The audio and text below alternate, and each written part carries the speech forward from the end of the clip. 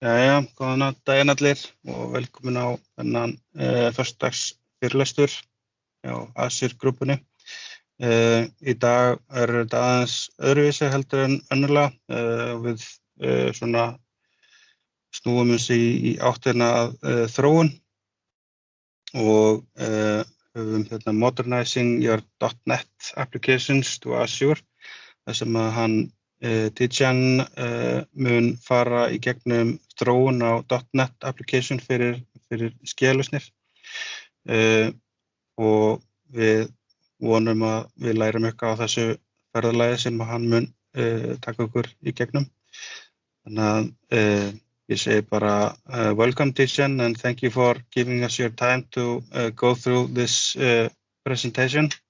We are very happy to have you here, and I know that people will be joining very shortly more, and so I will just give you the torch and you can start. Thank you. Okay, perfect. Well, thank you very much, Gisli, for having me today, and thanks to everyone who's attending this session. Thank you for taking the time to be here today. I hope you will find this session valuable and get many information. So just as you mentioned, my name is Tidjan Belmansour, and today we'll be talking about modernizing .NET application to Azure. So, a little bit about me. I'm a cloud solution architect working for a consulting company called Cofomo in Quebec City. So I'm from Canada. I'm also a Microsoft Azure MVP for the past 3 years now, and I'm the co-organizer of the Azure Quebec community. So we have an online community on Meetup. We are free to join if you want. If you or anyone else in the community want to give a talk to our community, you are more than welcome to do it. Just reach out to me and we can set up this. If you have any question or want to discuss on any Azure related topic, feel free to reach out to me on Twitter. You have my Twitter handle on the screen, and at the bottom of the slide there are the links of my 2 blogs. They are similar blogs. Just the first one is passenuagique.com is my blog in French, because I'm basically a French-speaking guy. And the second one, the Dev2, is the English version of my blog. So let's dive into our topic for today, and let's start with why should we adopt the cloud? That's a question that many organizations asks. So some organizations are moving to the cloud because they have to. There are some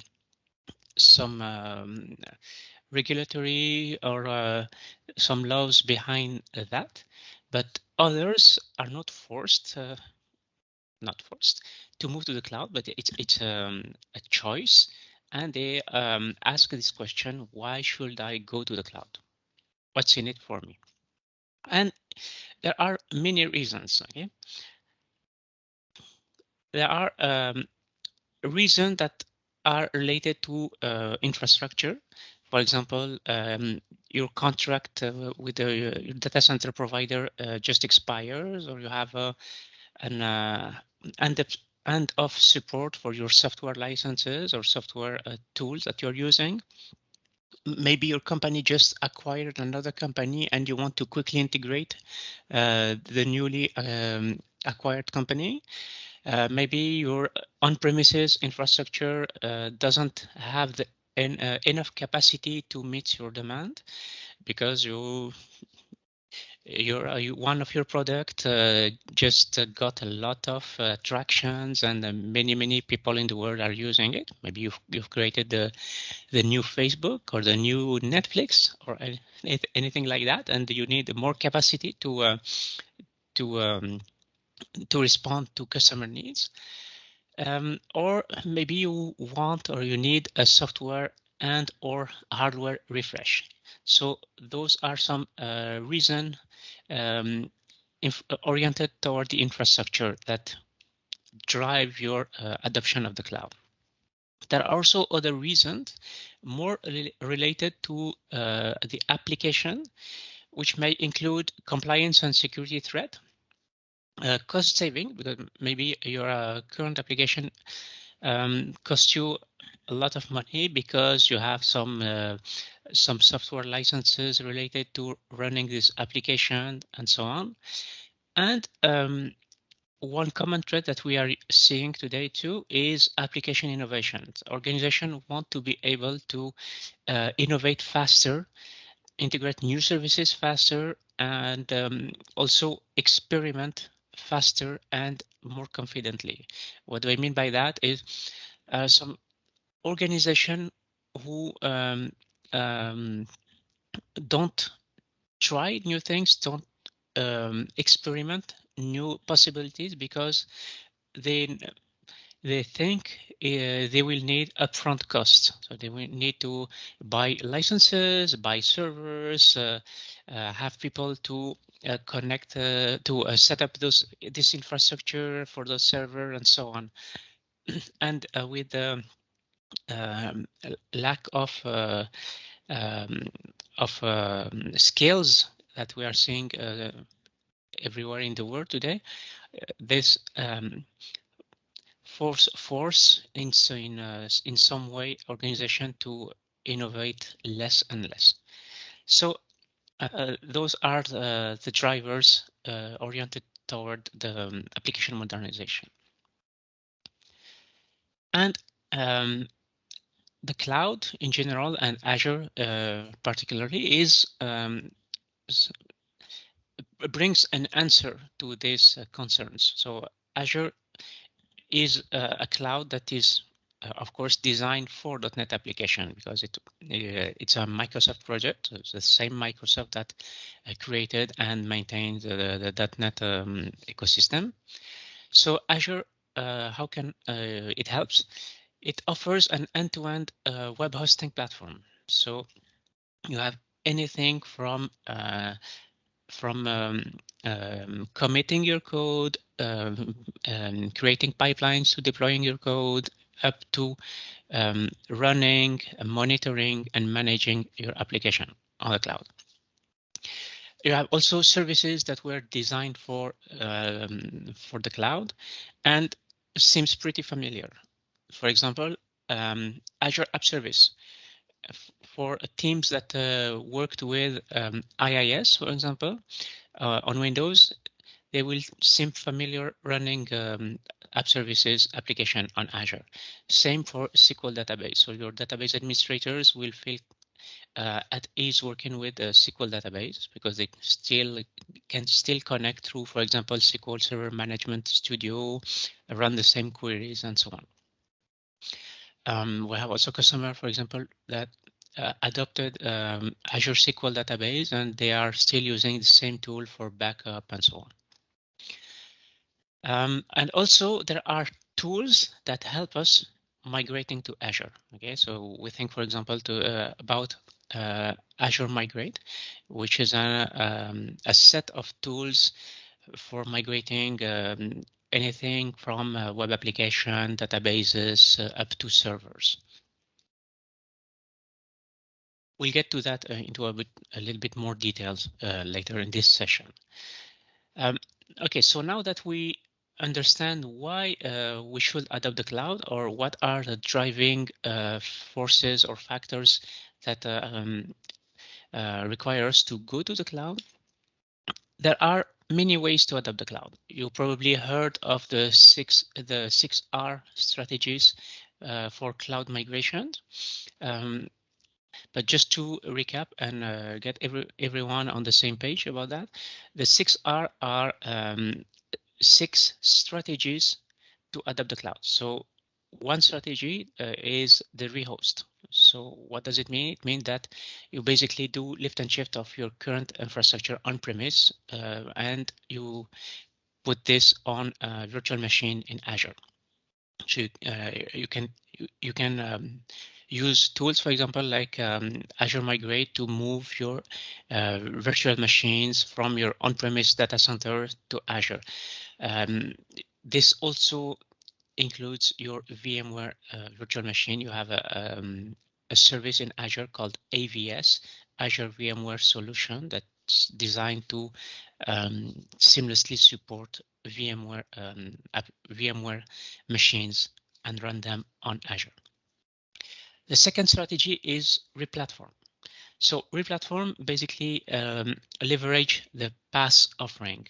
What's PaaS offering? It's a platform as a service. So it's there are services managed by the cloud provider, Microsoft in this case, and so you don't have to manage the underlying infrastructure. You focus on your application.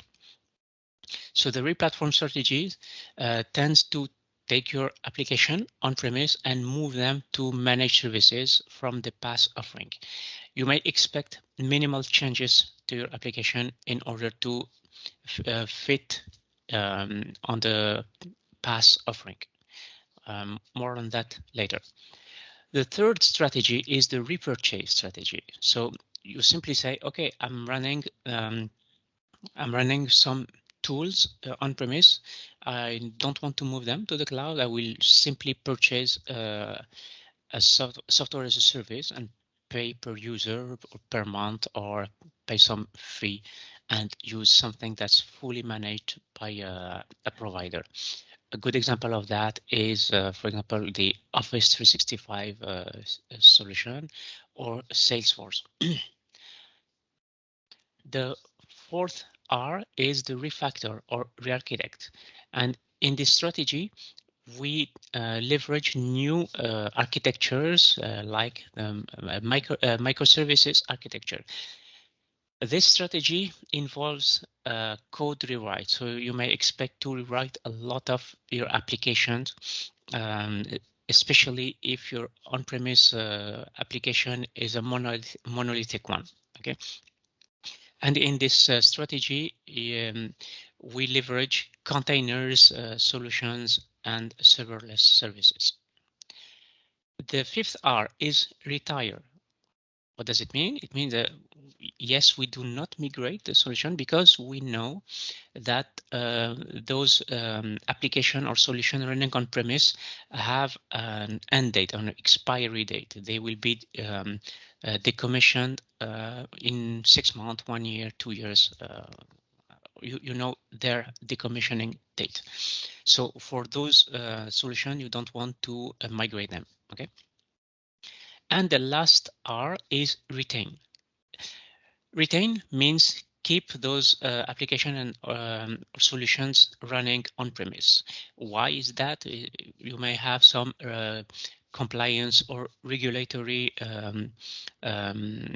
factors forcing you to keep those solutions on premise.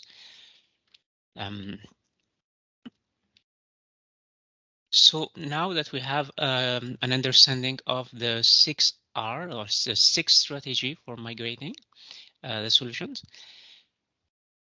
you probably already understand that each strategy has its own effort in a matter of cost, time, and workforce required to migrate application to Azure or to the cloud in general based on this strategy. So the cheapest one in terms of time to migrate, in terms of cost and efforts for the migration, are obviously the retain and retire strategy, because basically we keep the solution on premise. The next one is the repurchase. Okay, because yes, although repurchase means that we decommission the existing on-premise solution and we use tools that are fully managed, fully run by a provider, like for example the Office 365 solution. There is a cost for migrating your data first, and also for a change management. Okay, we've seen in organization that when you switch tools, even if they seem very similar tools, you need to train people. You need to help your employees using those new or familiarizing with these new tools. Okay, so there is some kind of cost related to that. The next one is the rehost, because yes, even if we move virtual machines, for example, or physical servers from on-premise to the cloud, there is still efforts, cost, and time to consider, because we will have to set up a new networking for the cloud, and maybe if, like we mentioned earlier, you will have some solution that's still running on premises, either because you want to retire them at some point in time, or if you want to retain them because of compliance or regulatory reason. So you want to enable communication between your cloud and on-premise infrastructure. So there are a lot of infrastructure, operation, networking work to do, not just moving your machine from on-premise to the cloud. You also, when you do a lift and shift, you may also consider what are the size, that the SKUs or for the VM that will be running in the cloud. Many customers at first think, okay, I have a machine on premise with 4 cores and 16 gigabyte of RAM. I will just spin up 4 core and 16 gigabyte of RAM on Azure and just lift and shift this machine. You can do that, but obviously you may probably pay more than you have to. You have to do an analysis on premise to know the usage of your machine in order to be able to right size your machine on Azure in order to optimize your cost. Okay, so there are many work or many tasks involved in the rehost strategy that customer often lack. Okay. The next one, the replatform. So here, as you may recall, we want to focus on managed services, so on PaaS offering. And there, and you may ask, why is this more expensive than the rehost strategy? Because yes, even if replatform means you don't have to manage the infrastructure anymore, but there are for your initial migration, there are tasks involved. So same as the rehost strategy. If your application in the cloud needs to communicate with on-premises application, you have to set up networking, security, and everything related to that. Also, changing the platform, so hence the replatform term. So you're moving from machines to managed services, may involve some modification to your application in order to use this new offering. So that's why replatform is slightly more expensive than the rehost strategy. And finally, the refactor or re-architect strategy is the most expensive one here. Why? Because it involves new architecture, code rewrite. You may expect to rewrite most of your application, especially if your on-premise application is a monolithic one. And also, it's not just about the application, it's also about the skill sets. So if you use the refactor strategy, you we are mainly talking about containers and serverless, and this involves new skill sets for your company. So in terms of development. So your developers need to learn about how to use use containers and develop for containerized workloads. But also your operation teams need to know about running containerized workloads, hardening Docker images, and so on. So there are new skill set to acquire here, which might not be familiar for your employee. So when we're talking about modernization of application, we tend to focus on the platform as a service offering. So we want to optimize our cost, and you won't hear me say minimize the cost, but rather optimize the cost. Okay, why? Because the point here for adopting the cloud is not to minimize your cost; it's to optimize it. So you want to reduce the cost for things that don't bring business value to your users, and reallocate this amount of money that you saved from this non-business value operations, and you want to allocate that money in order to provide more value to your customers, and thus differentiating your company from the competition. Okay, so that's why we're talking about optimizing costs rather than minimizing cost. So why we tend to focus on the platform as a service, because the offering, because platform as a service means that everything from networking to the runtime, so basically the infrastructure related to running our application is under the cloud provider responsibility, and what we focus on is our application and our data. But in practice, you will see that you will have probably a big chunk of platform as a service, say 80 to 85 or even 90%, but you will also have the others offerings involved. You may have traditional IT, because as we mentioned, for the probably there are some applications that you won't be able to move, you won't be able to deploy to the cloud, because you are either in the retain or retire strategy. Okay, so we still have to run those workloads on premise. You will probably purchase software as a service licenses. You will say, okay, for these tools, I won't migrate them. I will simply use a software as a service license. We mentioned earlier Office 365 for your productivity tool.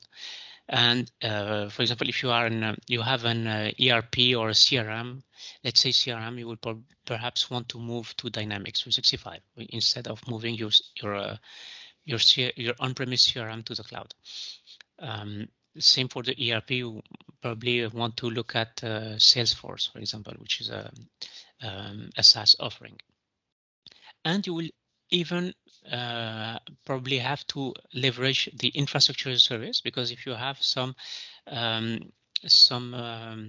third-party applications that you don't control, so you don't have the code in order to deploy them to a platform as a service offering, and there is no software as a service offering for these tools, then you will want to move those tools to VMs and to an infrastructure as a service. Just be aware that moving some workloads to infrastructure as a service may be harder than you think, because if you have licenses for those tools that prevent you from moving to the cloud or to infrastructure as a service solution, you will probably want to keep them on premise. Okay. So now that we explored the various offerings, and we know that in terms of modernization, we want to focus especially on or mainly on PaaS services for our modernization. Why is that? It's because we let Microsoft as a cloud provider take care of physical infrastructure, which includes availability of this infrastructure, cooling, power, electricity, OS updates, and so on. And we want to leverage the benefit of the cloud. For example, we get out of the box a lot of scalability and resiliency. Okay, for example, on an app service, you can set up auto-scaling rules. So you don't have to provide any hardware in order to for your applications to scale. You simply write some rules, and the platform as a service offering will take care of the rest for you. One important fact also is to reuse our current skills.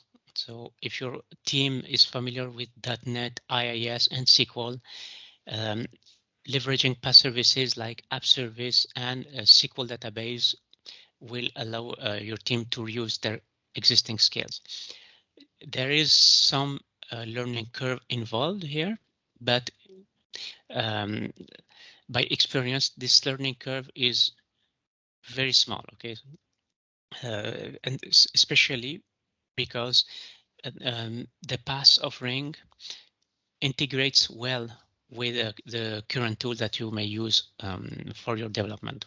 It may be Visual Studio, Azure DevOps, or GitHub. So there is a seamless integration with these tools. So it's mainly changing the target for deployment for the developer. There might be some things involved because we have seen some customers who, for example, have firewalls that block some communication. So the developers that started to use the cloud are not able to communicate with cloud services. So there were some setup involved in the firewall rules, for example, for the organization in order to allow this communication, but nothing very hard here. Okay. But especially using PaaS services for your .NET application modernization allow you to dedicate your time and resources in delivering business value. Okay. Because every organization, what differentiates that organization from another is the business value they deliver to their user. It's not the shiny tool they use, or what I'm trying to say here is go out there and talk to a customer saying that, hey, we use cutting edge technology, we use Azure, or we use AWS, and the latest version, the latest product. Your customer won't really care about that. Okay, they say, okay, what's in it for me? What's the business value you're providing me by using those shiny tools? So you want, of course, to use tools that allow you to dedicate your time and resources to delivering business value to your users. Okay. Also, leveraging PaaS offering allow you to have your application to seamlessly scale in order to handle demand. So this is a good example of the business value that you are providing to your users. Let's say your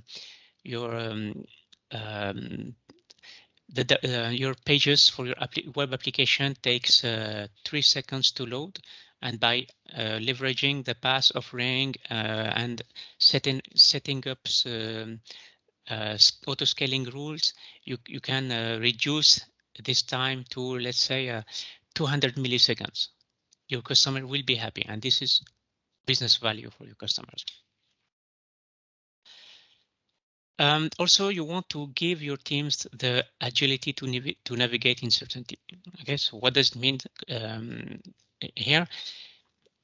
It's the ability to meet demand without having to try to forecast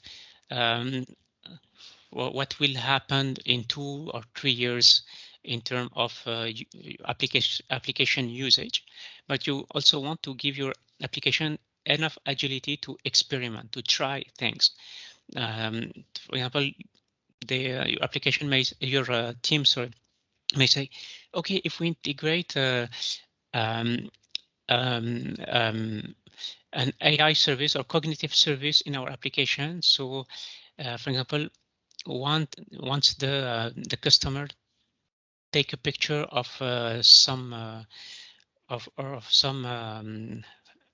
food, for example, we recommend a restaurant that provide this kind of food. Okay, this might be a business value for your customers. Using cloud services, you can try building this feature for a relatively cheap cost, because you will pay only for the time you use those features. In the cloud, there are services for that, like the cognitive services suite. And if it doesn't work or doesn't provide the expected business value, but you simply get rid of these services, you shut them out, and you stop paying for that. Okay, you don't have to buy hardware, buy licenses, setting up infrastructure to run those services, and so on.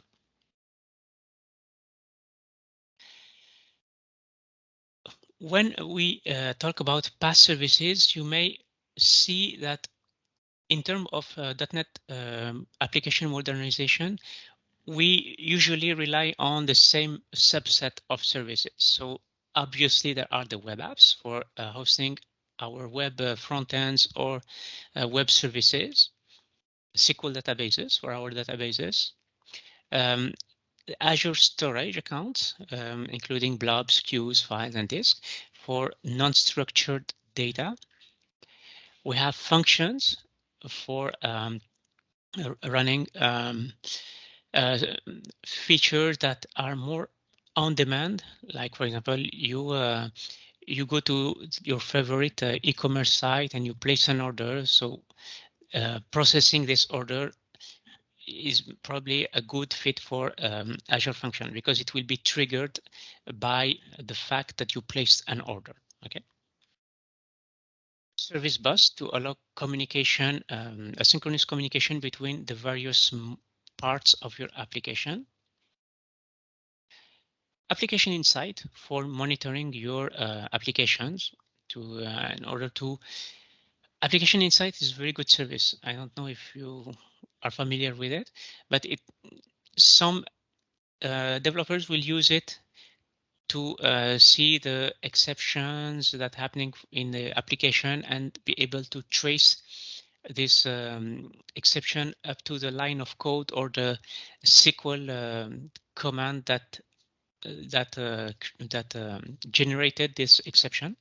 But you have also other tools in that, like application map and user flows. User flows will show you how users use your application. So what are the features that are mostly used in your application? And in contrast, it also shows you the features that are less used in your application. And we have seen customers leveraging this feature to say, okay, we see that this feature is not used by our customers, so we can decommission it, or probably try to use beta testers for these features and try to understand why this feature is not used. Maybe it's not well designed, maybe it's not simple enough, and try to refactor this feature in order for the customer to use it more. You have key vaults too, to keep your sensitive information secret, like for example API keys, passwords, and so on. You have application gateway that you can place in front of your application in order to be able to face cross-site scripting attacks or SQL injection attacks. So this service will protect your application from this kind of attacks. And You also may want to leverage API management if your organization wants to package your APIs and have them available to your partners or your customers. API management is a good service for that. Okay. So we have a lot of services that are involved in application modernization, but you may see almost the same pattern or almost the same architecture used when modernizing web application. It's the one you have on the screen right now. So you have obviously the app service here. I don't know if you can see my mouse. Okay, here. So you have the app service for your front end or your web services. SQL database, of course, so the application may communicate with a database. It also may communicate with a queue or a service bus, depends on your needs, in order to place messages for other services to use. For example, we mentioned earlier that we may have order processing functionality running on an Azure function. So once the customer places an order, we can push a message in the queue, and the function will take that message and process the corresponding order. We also want to use application insight to monitor everything in this in those services. And we may also want to use a blob storage. For example, let's say your application, once the customer placed an order, the application generate a PDF invoice of that order. So you want to store that invoice in a blob storage and send the link to your customers for him or her to download.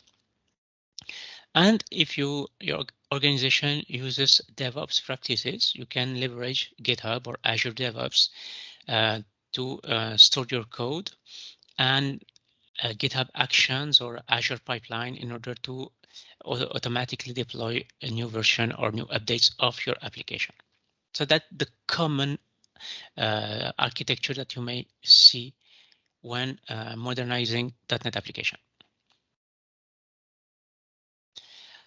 Okay, so now we've seen why we should move to the cloud, what are the benefits for that, and what are the common services and common architecture for modernizing our application. But we don't have to do everything by hand. Okay, there are tools that will help us for that modernization. The first tool that may help us for that is Azure Migrate.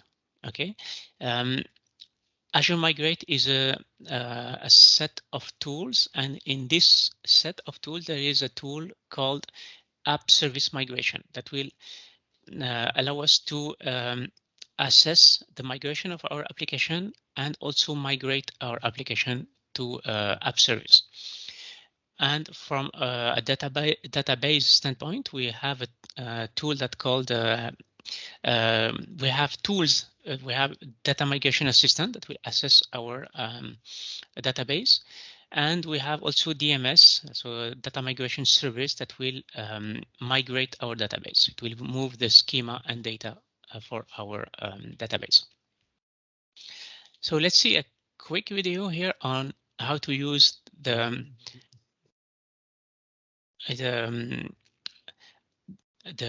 app service migration tool. Sorry. So this video is an excerpt from a video on from the Azure Tips and Tricks series, and here we see that we are on the portal of the Azure portal, and we look for Azure Migrate. Okay, so Azure Migrate, it's the hub for all our migrations. Okay, I may see servers, databases, and so on. And we have the App Service Migration Assistant. So here we have the link, okay, for the App Service Migration Assistant, and you may see that we have two options. We have the access here and the download here. The access is, you can use this if your application has a public endpoint, so public URL, okay, so internet facing one. You can simply enter the URL here and click on Assess, and you will have the assessment for your application. If it's not, for example, your application is running in your internal data center, you can download and install the migration assistant on your web server, okay? Or at least on a machine that has access to your IIS server. Yep, sorry. So here, let's say we have we downloaded and installed our migration assistant, and we have an application that's running on premise. Okay, so here we are on our web server. So we launch the App Service Migration Assistant, and the App Service Migration Assistant will discover all the applications on our IIS server. We choose the one we want to assess, and here the assessment will show us everything that is no issue for migration, some warnings if there are any, and errors. Okay, here you see it say that there we have application settings that are configured, and it states this as a warning. You may say, yeah, it seems strange because almost every web application will have app settings, and that you are perfectly right. Why it's a warning here? Because our app settings for our on-premise application, it's either in our web config file or our app settings.json file.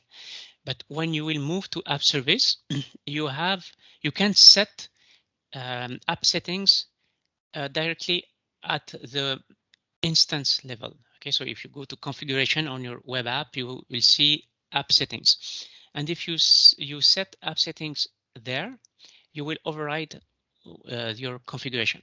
Okay, so that's why it's stated here as a warning. So be careful, because if you recreate the same app settings with the same key but different value, well, it's the one that you defined in your app service instance that will be used rather than the one in your configuration file.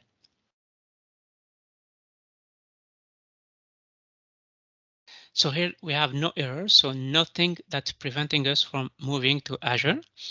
We simply click next, and here we will do a device authentication to our Azure account, and that will we will use for migrating our application.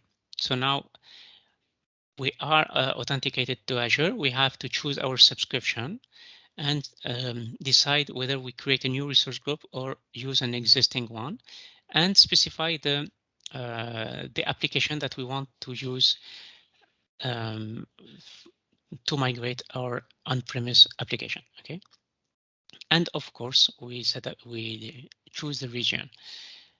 Important fact here: we are moving the web application, but usually web application rely on databases, and here you have a section for database. You either skip the database setup or you use a hybrid connection. So for now, we'll skip that.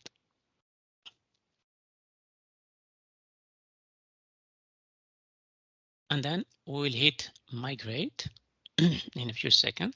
Interesting things here. You see that we can either migrate our application by using the tool here, the migration assistant, or either export the ARM template for our application and do our migration do the migration ourselves. So for example, we want to set up a pipeline for migrating our application. We can export the ARM template for that. The migration usually doesn't take that long. Okay, it's a matter of 1 or 2 minutes. And here the migration has completed successfully, and you can see the URL now is on azurewebsite.net. So our application now is running on Azure. Okay. We've seen that we have a section for database in the App Service Migration Assistant. So a question may arise: should I move the web app first, or should I move the database first? But if I move the web app and the database stays on premise, and the database is usually not publicly exposed, so the application won't, the migrated application won't work because database is not accessible anymore.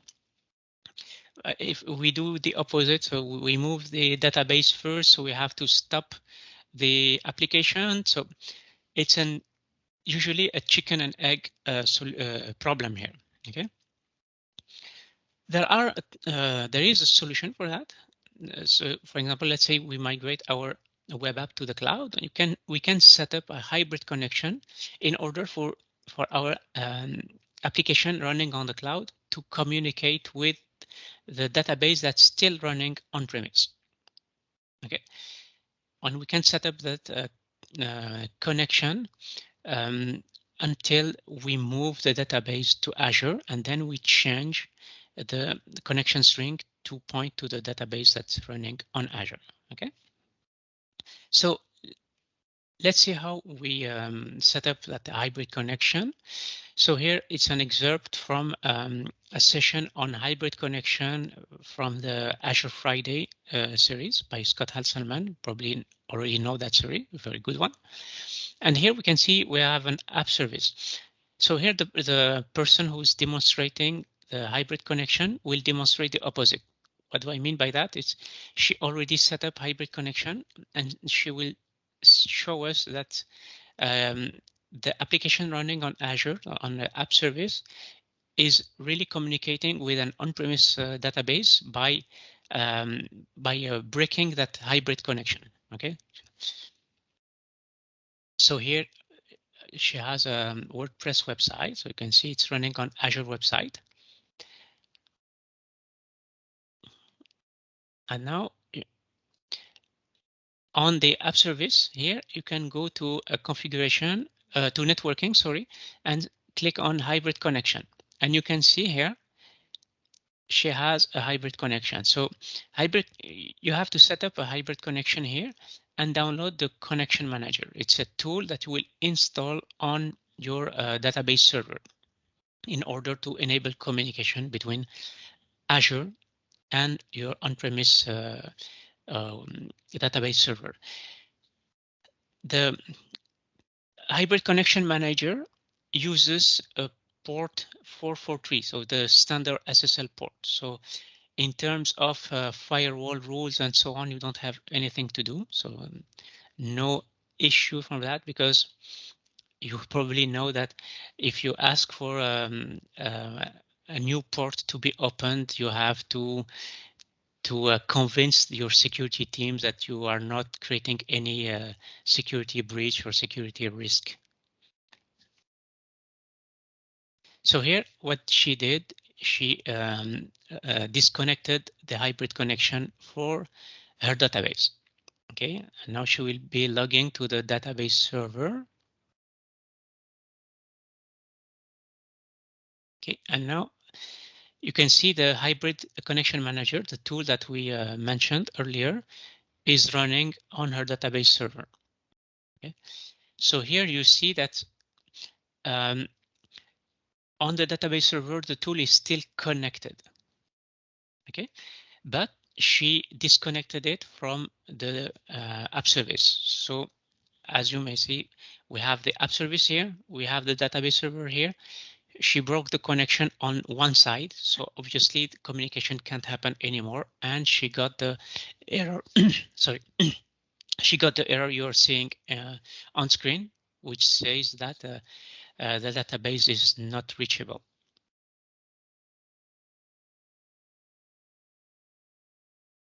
So here we see how to use data migration assistance. So data migration service, sorry, for moving our database. So you can see we can go from, for example, our source SQL server and target either SQL server on a virtual machine, SQL database, or SQL managed instance. Okay. So here, what will happen? We have either offline migration or online migration. what's the difference between the two? Offline migration means that you are stopping or setting your source database to read only, and you migrate your database. Okay, so if your database is used only for reading information, it's okay, no problem. But if your database is used also for transactions, so any transaction won't be fulfilled on your database, or you will have to move those. You will have to move those transactions later. Okay, the online migration will do. Will migrate by steps your application, your database. Sorry. So at some point you will have to do what we call a cutoff.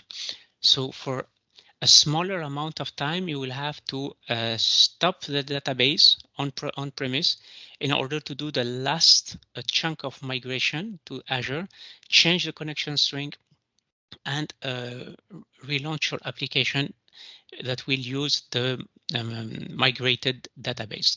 So the main differentiator between the two strategies is for how long you want your application to be offline.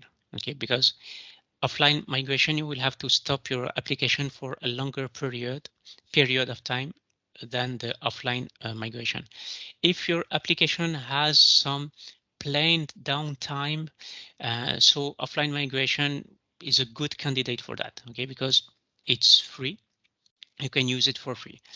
Online data migration require you to pay for some instances or from some features, and that's a good solution if your application doesn't have a planned downtime, or if the planned downtime is so small that you expect you are not able to do the whole database migration in this amount of time.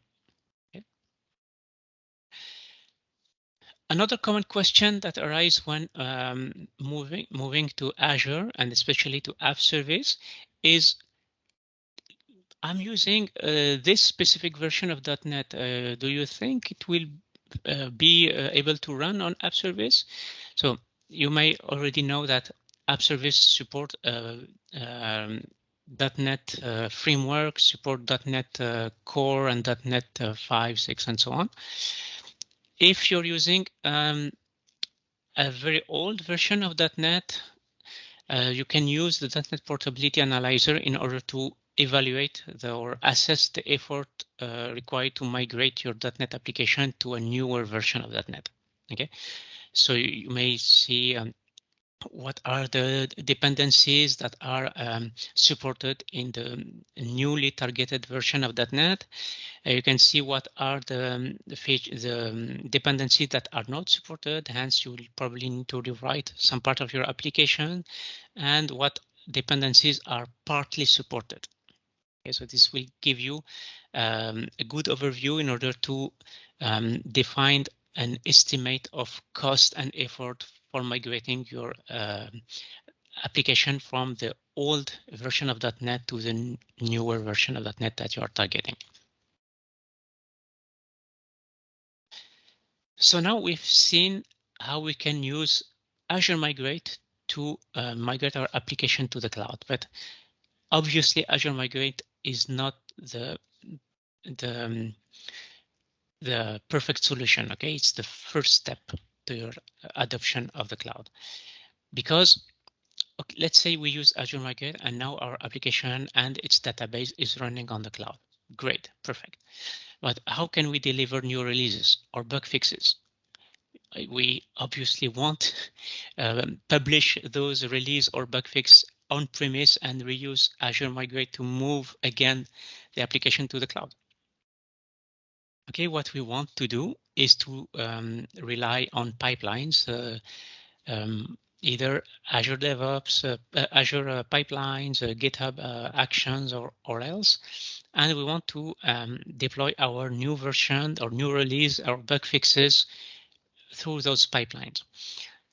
Something else that you want to use is to script your infrastructure. So use infrastructure as code in order to be able to deploy the infrastructure for your application with the code. Why is that?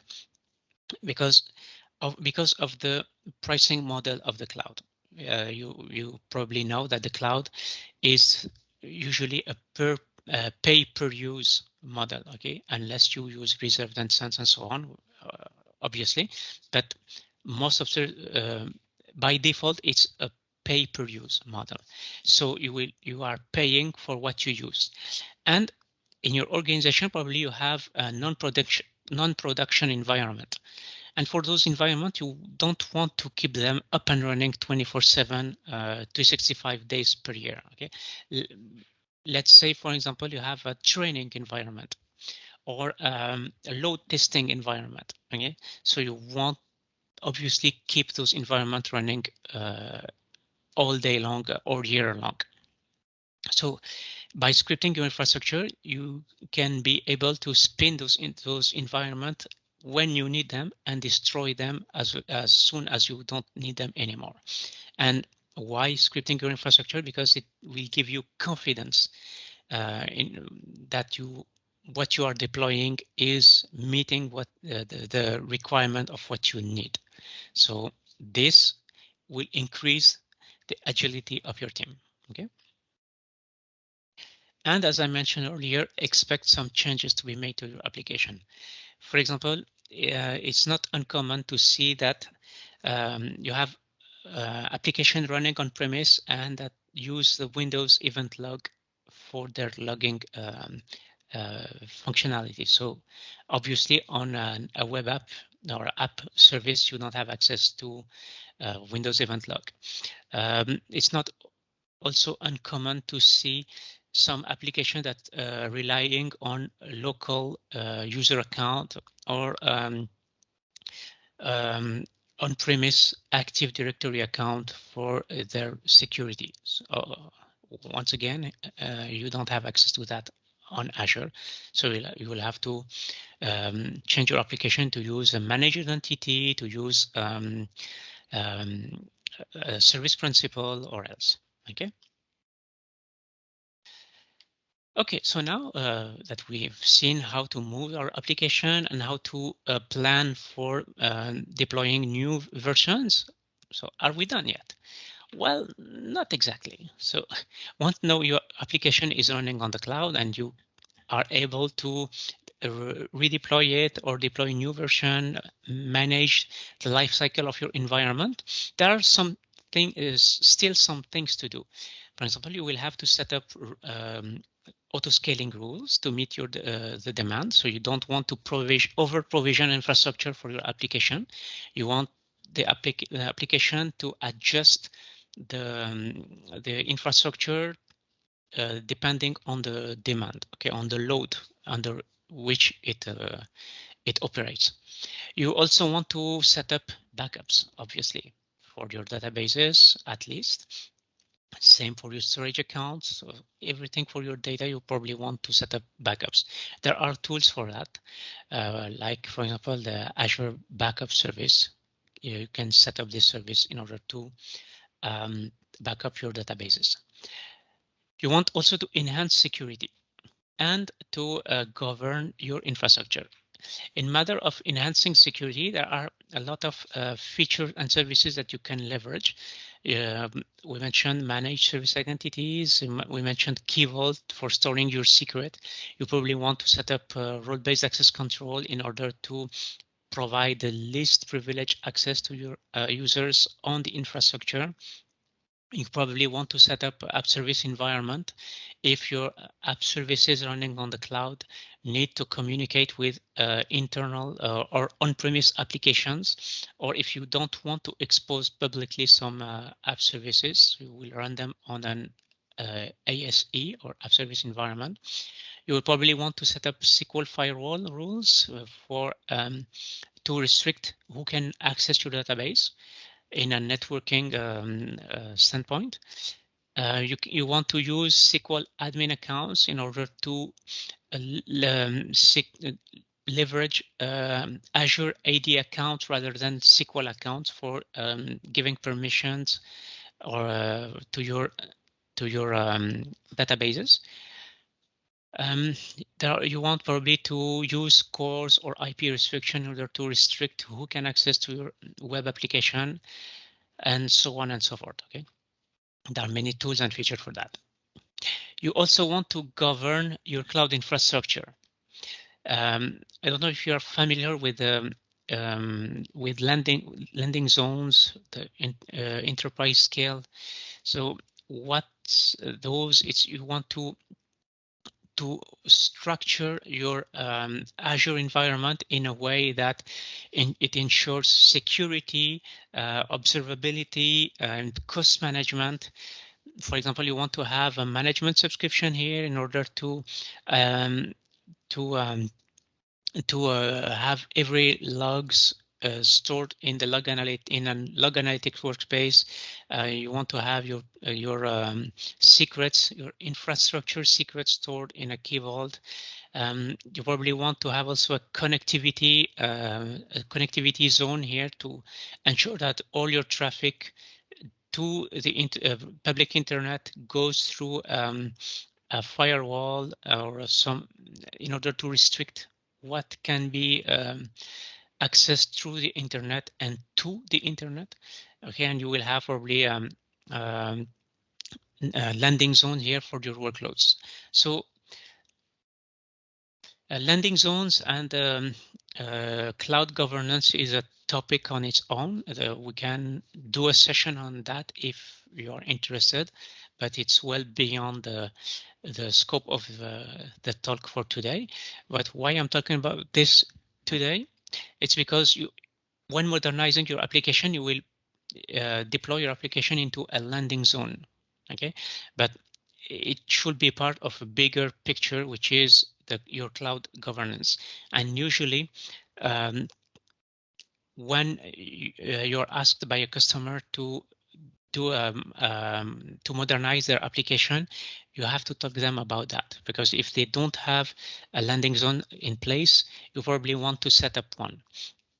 It doesn't have to be that complex, but there definitely need to be you definitely need to have a minimal landing zone in order to ensure cost management, security, observability, and so on.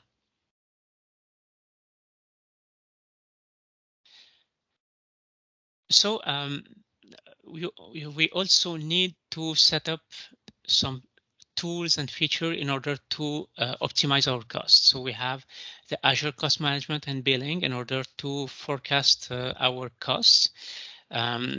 We also have tools like Azure Advisor, which will evaluate some opportunities for cost optimization, and will let us know. For example, it will tell you that this and this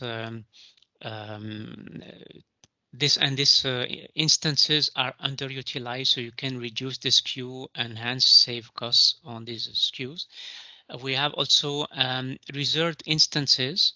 For example, if you have some instances that you know that you will be running for 1 year or 2 years, you can leverage reserved instance in order to get a substantial discount, up to 60% on the of the pay-as-you-go pricing.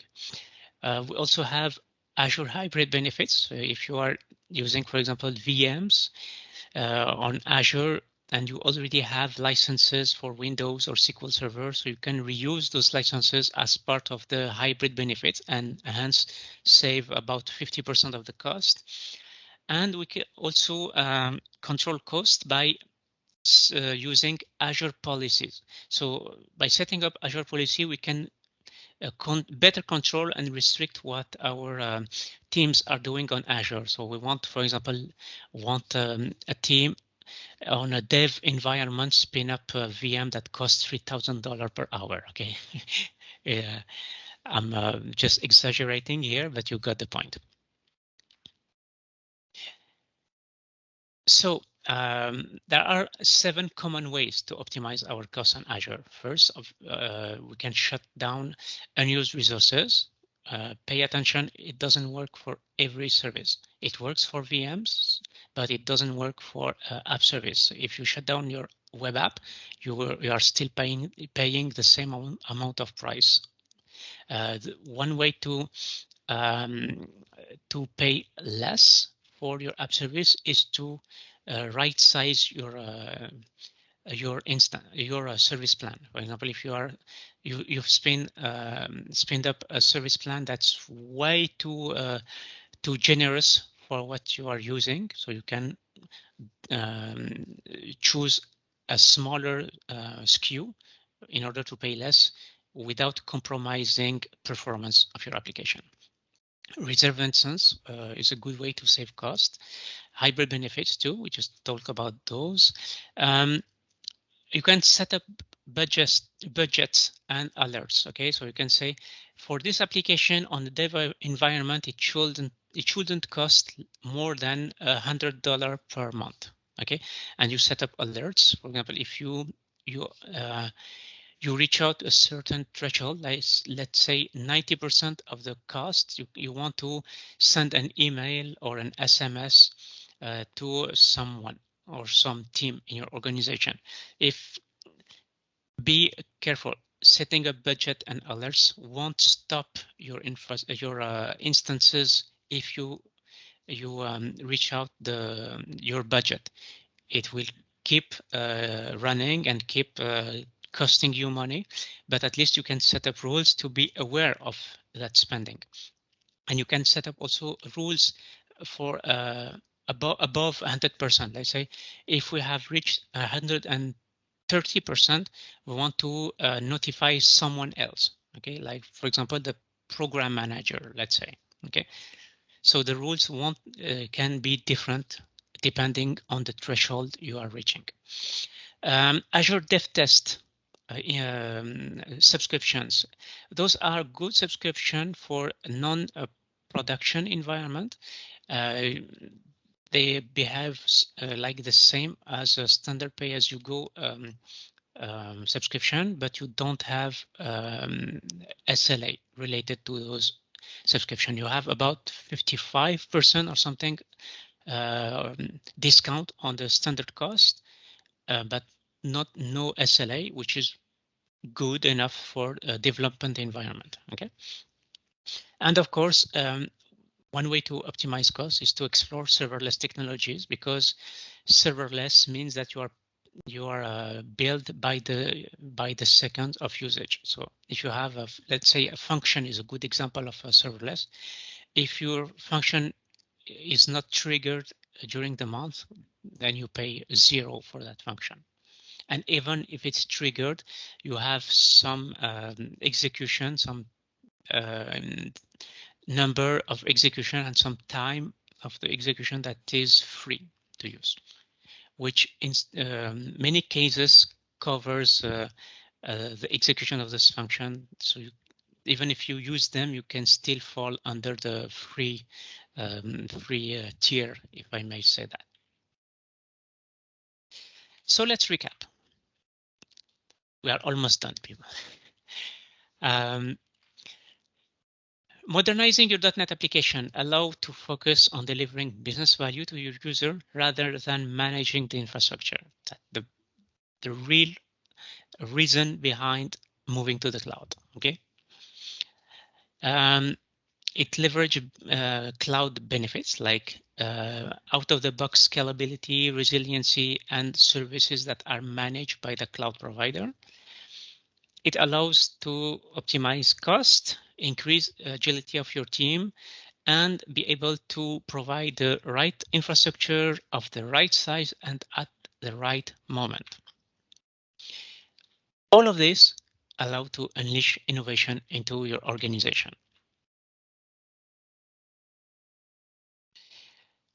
Obviously, in order to do our application modernization, we have tools that can help us for that, like Azure Migrate, but keep in mind that Azure Migrate is only the first step.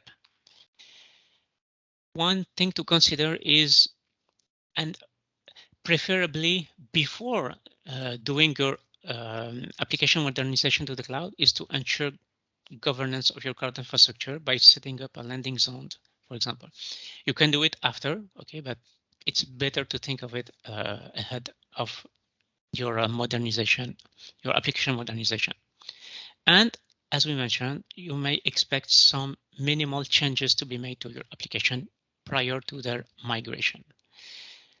Thank you, everyone. I hope that you find this interesting and valuable. If you have any question or comment, please feel free to open your mics and ask. Well, thank you very much for this. You're welcome. I see Robert say yes, Robert, you're right. Robert sent a link for migration services, and exactly that's the one.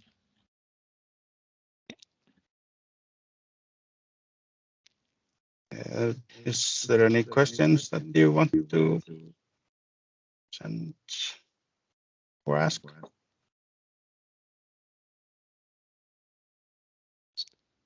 So either it was very clear or it wasn't clear at all. Yeah, I think most Icelanders are pretty solid on not asking questions. At least that's my experience. Okay. Anyhow, I think this was great. Thank you for giving us your time, and my pleasure. And hope we will see you in person sometime. I hope so. And, that will be a great pleasure. Yeah. Yeah, and thank you, and goodbye. Thank you. Bye, everyone. Bye-bye. Have a good day. Yeah, and a great weekend. Yeah, of course. Bye-bye.